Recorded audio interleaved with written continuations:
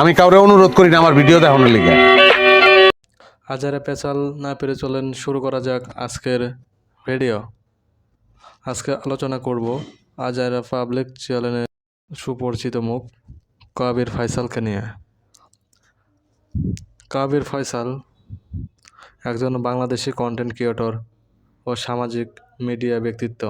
আমি পারি না আর পারি না। তিনি মূলত আজারা পাবলিক নামে পরিচিত।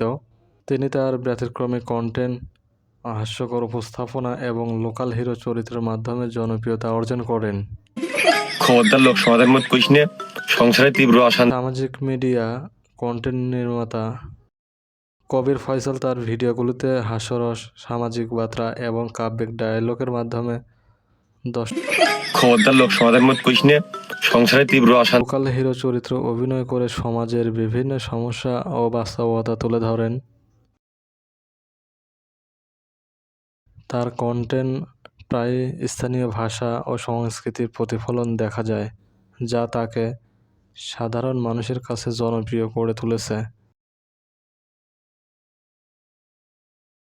একটি ইউটিউব ভিডিওতে তার জীবনী ও মাসিক আয়ের বিষয়ে আলোচনা করা হয়েছে, তবে নির্দিষ্ট পরিমাণ উল্লেখ করা হয়নি।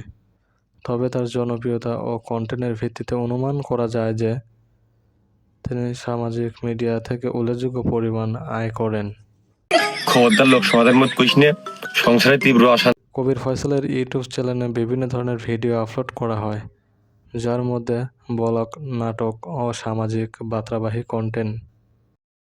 কবির ফয়সালের ব্যক্তিগত জীবন, যেমন বিবাহিত অবস্থা এবং পরিবারের বিষয়ে বিস্তারিত তথ্য জানতে কমেন্টে জানান।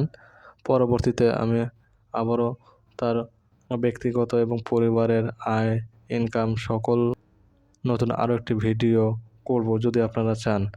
আর যারা যারা জানতে চান তারা কমেন্টে জানান। কবির ফয়সাল একজন উদীয়মান কন্টেন্ট ক্রিয়েটর, যিনি তার সৃজনশীলতা ও সমাজ সচেতন কন্টেন্টের মাধ্যমে দর্শকদের মন জয় করেছেন।